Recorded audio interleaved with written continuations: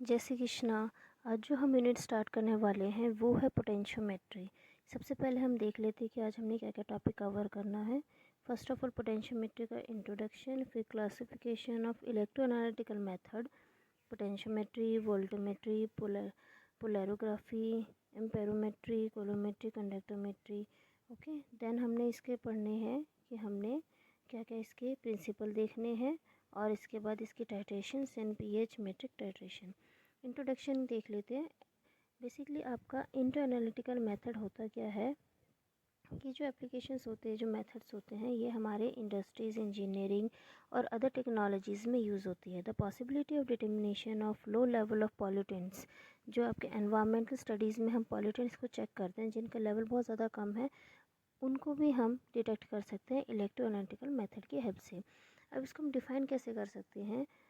Electrolytical method can be defined as one in which the electrical response of chemical system or sample is measured.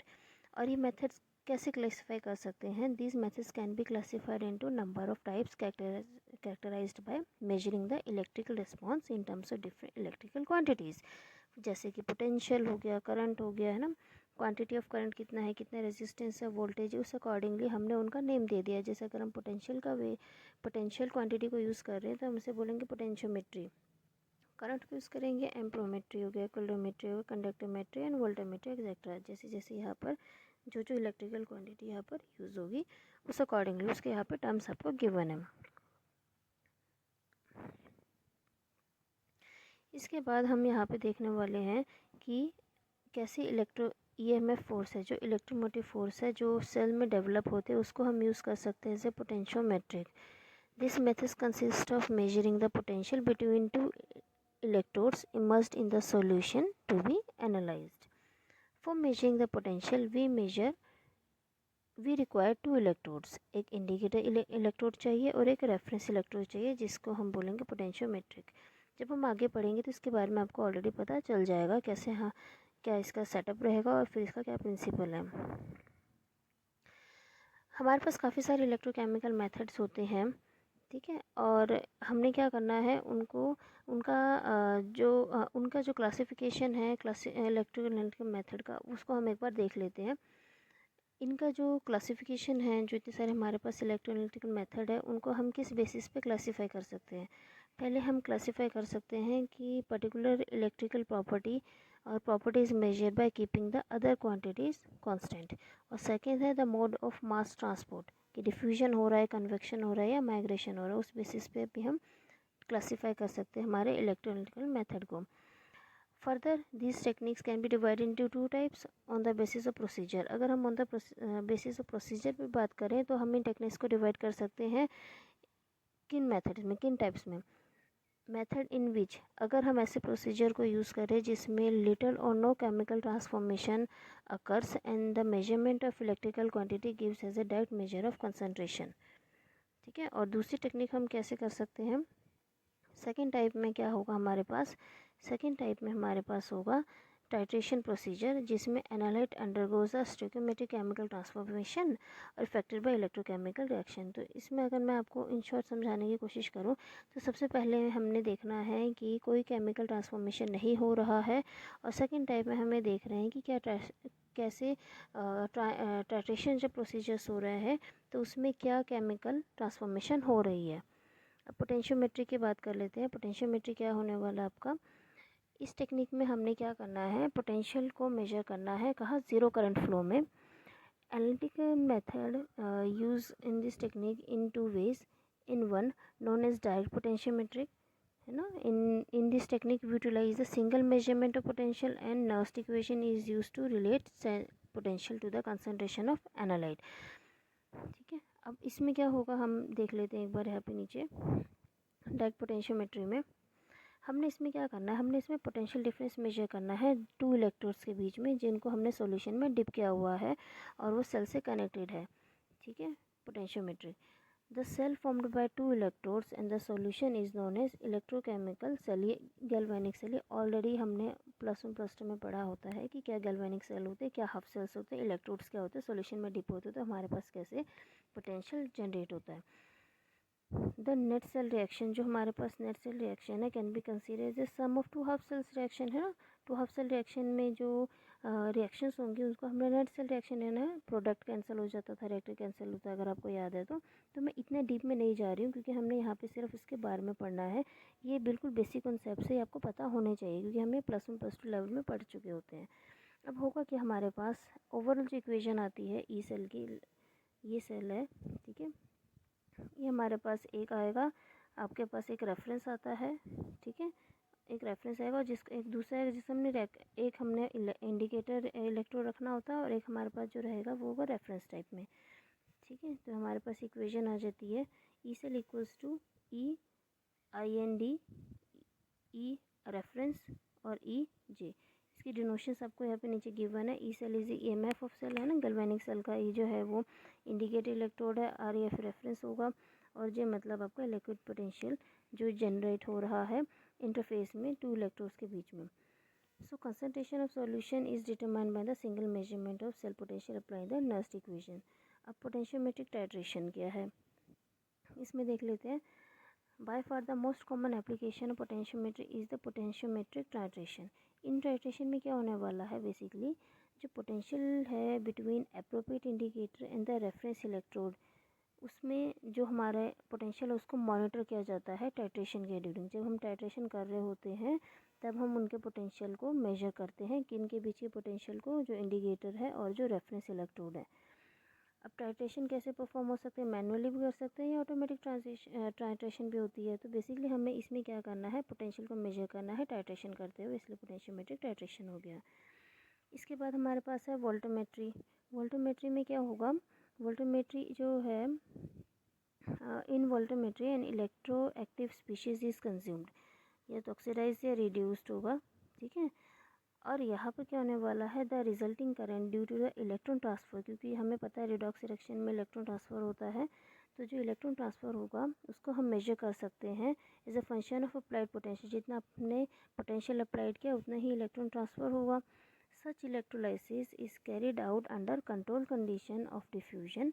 और diffusion में हमने क्या रखना होता है, in diffusion layer electrolysis method only a thin layer of solution immediately adjacent to the electrode undergoes electrolysis, है ना। इसमें हमने बेसिकली क्या करना है, इसमें हमने इलेक्ट्रो एक्टिव स्पीशीज़ लेना है, ऑक्सीडाइज या रिड्यूस्ड होगा, जो कि हमने फिर उसमें ये देखना है कि आपने कितना पोटेंशियल इसमें अप्लाई किया और किस तरीके से उसने इलेक्ट्रॉन ट्रांसफ़र किया। तो यहाँ पर आपका जो वोल्टोमेट्री है उसमें हमने स्टडी क्या करना होता है, हमने स्टडी करना होता है relation between the current and electric potential and their application to chemical analysis. हमारे पास जो कर्व्स आएंगे उन कर्व्स को फिर हमने स्टडी करना है, RE कर्व्स। नेक्स्ट हमारे पास होता है पोलराग्राफी। इसमें क्या होने वाला है, various types of electrodes can be used in voltammetry, but one of them, the dropping mercury electrode DME, dropping mercury electrode is particularly useful, और इसलिए हमने इसको बोल देना है, उसको हमने बोलना है polarography. The use of DME, dropping mercury electrode in chemical analysis was originated at Charles University, है ना। और इसके बाद इसका टर्म इसी से इसका टर्म पड़ गया। The dropping mercury electrode is essentially composed of capillary connected to mercury reservoir। इसके बाद इन्होंने यहाँ पे बताया है कि कैसे इसका काम होता है, क्या इसकी फंक्शनिंग है। इसमें होगा क्या, बेसिकली इसमें हमारे पास polarography consist of electrolysis solution of an electroactive substance between a DME, जो कि कैथोड की तरह एक्ट करेगा, और सम रेफरेंस इलेक्ट्रोड, है ना। जो मर्क्यूरी इलेक्ट्रोड था उसको हमने कैथोड पोजीशन पे रखना, जो रेफरेंस इलेक्ट्रोड है हमारे एनोड पोजीशन पे होगा। The area of anode is large correspondingly so that it may regarded as unpolarized and the potential of such electrode remains fairly constant. देखो यहाँ पे इसका पूरा सेटअप दे रखा है। एक हमारे पास यहाँ पे कैलोमल इलेक्ट्रोड है, ये वाला सैचुरेटेड फॉर्म में, और ये हमारे पास ये DME इलेक्ट्रोड है कैपिलरी में, और इसके बाद हमने यहाँ पे इसका पोटेंशियल चेक करना है। On applying the potential between the two electrodes increasing its value in a stepwise manner. So हमने फिर इसके बाद हमने इसको डिटेक्ट करना, और हमारे पास ये कर्व आ गया। इसके बाद हमारे पास यहाँ पर कुछ वैल्यूज़ गिवन है। नेक्स्ट हमारे पास इसका एम्प्रोमेट्री है। इसका ना मेन फंक्शन याद रखें तो बेटर है कि कैसे इसका फंक्शनिंग होता है, कौन सा क्या इसका प्रिंसिपल होता है, उतना हमें याद रखना है। ज़्यादा डिटेल में करेंगे तो कन्फ्यूजन हो सकती है, बिकॉज ये टेक्निकल चीज़ें हैं, बट यूजुअली इसके टर्म्स ही पूछे जाते हैं कि क्या इसका प्रिंसिपल है। अब देखो पोलैरियोग्राफी में जो हमने वहाँ पे डीएम यूज़ किया था, the limiting current of electroactive substance eight a suitable potential depends on the substance concentration only, है ना, सिर्फ सब्सटेंस की कंसंट्रेशन पे डिपेंड करता है। अगर हम उसका रिड्यूस कर दें concentration, if you reduce the concentration of electroactive substance by its interaction with other substance, जो करंट है वो भी रिड्यूस हो जाएगा। This principle is made to get the equivalence point by measuring the current flowing at indicator electrode. So क्या हुआ, this technique is known as amperometric titration. इसको हमने करना क्या है, एम्पेयर जो करंट है उसके नेम पे इसका एम्प्रोमेट्रिक टाइट्रेशन आया है। इसमें होगा क्या, बेसिकली इस टाइट्रेशन में जो करंट पास कर रहे हैं थ्रू द सेल जिसके अंदर एनालाइट प्रेजेंट है, एक सूटेबल कांस्टेंट वोल्टेज पे उसको मेजर करते हैं और फिर उसका देखेंगे कि वॉल्यूम, टाइट्रेंट का जो वॉल्यूम है उसके साथ वो कितना वेरी कर रहा है, कितना उसका करंट वहाँ पे जब हम पास कर रहे हैं तो टाइट्रेशन जो हमारा टाइट्रेंट का वॉल्यूम है उसके हिसाब से वो कैसे वेरी कर रहा है। If the titrant is generated by constant current colorimetric process, by far the application amperometry is amperometric titrations। इसके बाद हमारे पास आएगा इलेक्ट्रोग्रेविमेट्री और कोलोमेट्री। Faraday's law of electricity gives a direct proportion between quantity of electricity and the amount of substance consumed or obtained after oxidation and reduction taking place when a current is passed for a sufficient period of time through an electrochemical cell. इसमें इसने Faraday's law को explain कर दिया। To electro analytical method जो है वो इलेक्ट्रोग्राविमेट्री और कोलोमेट्री का हम यहाँ पर एक्सप्लेन करेंगे फेराडेज लॉ के अकॉर्डिंगली। क्या बात हुई थी वो हम ऑलरेडी डिस्कस कर चुके हैं। इलेक्ट्रोग्राविमेट्री में क्या है, ये एक ओल्डेस्ट मेथड है, ओल्डेस्ट टेक्निक है and it was well established by the end of 19th century. इसमें होगा क्या, पोटेंशियल रिडक्शन होता है एक सॉल्यूशन का, किसका, मेटल सॉल्ट का सॉल्यूशन लेंगे, उसका पोटेंशियल रिडक्शन उसमें कंट्रोल पोटेंशियल रिडक्शन होगी which is continue till the current falls nears to zero. Thus the electrolysis जो यूज़ हुआ है यहाँ पे by means of chemical transformation, the product of analysis is weighed as deposited one of the electrode and the increase in the weight of previously weighed working electrode leads to determination of metal content of the sample solution। अब यहाँ पे जो reaction होगा electrolysis का उसको फिर determine कर सकते हैं उनका वे का डिफरेंस देख के, ठीक है। और नेक्स्ट है कोलोमेट्री। इसमें क्या होगा, बल्क इलेक्ट्रोलिसिस मेथड यहाँ पर हम यूज़ करते हैं जब amount of constant to be when the amount of constant to be determined is not weighed. ऊपर वाले में हमने वे किया बट इस वाले में हमें कैलकुलेट करना पड़ेगा।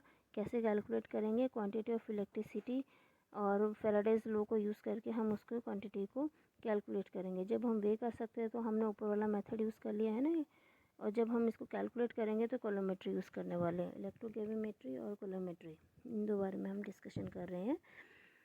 इसमें क्या होगा, in primary coulometry analysis the substance being determined may directly undergo reaction at one of the electrode, और इन सेकेंडरी कोलोमेट्री एनालिसिस में the substance being determined may react in solution with other substance, ठीक है। तो primary में हमने क्या किया, substance जिसको हमने डिटरमाइन किया है उसे डायरेक्टली हम एक इलेक्ट्रोड में उसका रिएक्शन करा सकते हैं, बट जो सेकेंडरी कोलोमेट्री एनालिसिस में है जिसको हमने डिटरमाइन करना है उसको पहले सॉल्यूशन के साथ रिएक्ट कराएंगे अदर सब्सटेंस के साथ, फिर वहाँ पे वो इलेक्ट्रो रिएक्शन से जनरेट हो सकता है। इसके बाद हमने क्या करना है, कंसीडर द रिएक्शन प्रोसेस 100%। इसमें आप देख लो 100% करंट एफिशिएंसी यहाँ पे बोला हुआ। In coulometric analysis which consider the reaction proceeding with 100% current efficiency so that quantity of species reacted can be calculated by Faraday's law from the quantity of electricity passed. Simple हम याद रखेंगे, जो इलेक्ट्रोग्रेविमेट्री थी उसमें हमने कैलकुलेशन करी है, जो कोलोमेट्री है उसमें हमने कैलकुलेट किया है, ठीक है, उसमें हमने कैलकुलेशन करी है और सारी इक्वेशन यूज़ हुई है। इसके बाद यहाँ पर इसको कोलोमेट्री को टू टाइप्स में डिफाइन किया हुआ है, पोटेंशियोस्टैटिक कोलोमेट्री एंड एम्प्रोस्टैटिक कोलोमेट्री। अगर हमने कांस्टेंट पोटेंशियल पे रखा है तो पोटेंशियोस्टैटिक कोलोमेट्री हो गया, और अगर हम यहाँ पे करंट की अगर बात करें, अगर करंट को कांस्टेंट रखा है तो एम्प्रोस्टैटिक कॉलमेट्री हो गया। इसके बाद हमारे पास एक और टॉपिक है कंडक्टोमेट्री।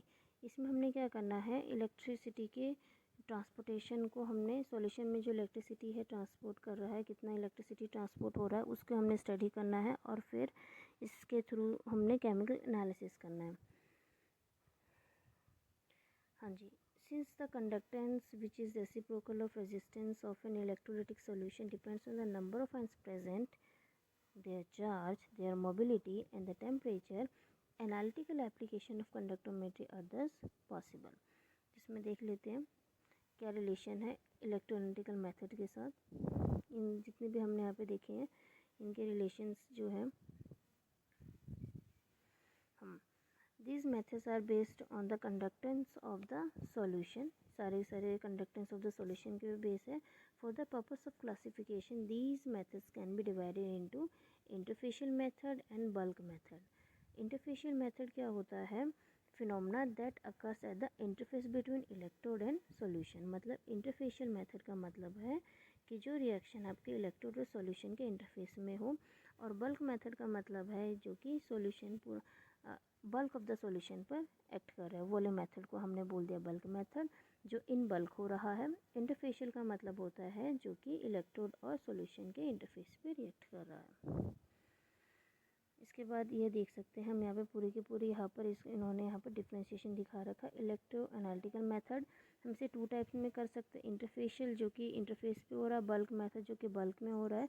इंटरफेशियल में हमारे पास आएगा स्टैटिक मेथड, डायनेमिक मेथड, और बल्क में आएगा हमारे पास कंडक्टोमेट्री एंड कंडक्टोमेट्रिक टाइट्रेशंस। इसके बाद आपके पास स्टैटिक मेथड के अंदर आपके पास आएगा पोटेंशियोमेट्री एंड पोटेंशियोमेट्रिक टाइट्रेशंस, और आपके डायनेमिक के अंदर आएगा कंट्रोल पोटेंशियल और कांस्टेंट करंट। अगर कंट्रोल्ड पोटेंशियल हुआ तब हमारे पास आएगा ये कांस्टेंट इलेक्ट्रिक पोटेंशियल, कॉलोमेट्री, वोल्यूमेट्रिक, एम्प्रोमेट्रिक एंड इलेक्ट्रोग्राविटी। और अगर कांस्टेंट करंट हुआ तो कॉलोमेट्रिक टाइट्रेशन और इलेक्ट्रोग्राविमेट्री मास। तो ये आप टेबल याद कर लेंगे और इन सबका एक एक नेम और क्या प्रिंसिपल है तो हमारे लिए एनफ है। अब हमने पोटेंशियोमेट्री पे फोकस करना है इस टॉपिक में, इसलिए हमने अभी यहाँ पे प्रिंसिपल और पोटेंशियोमेट्री के ऊपर स्टडी करना है। इसका वीडियो मैं आपको नेक्स्ट वीडियो में अपलोड कर दूँगी जो कि प्रिंसिपल ऑफ पोटेंशियोमेट्री को एक्सप्लेन करेगा। आज के लिए इतना ही। Thank you so much.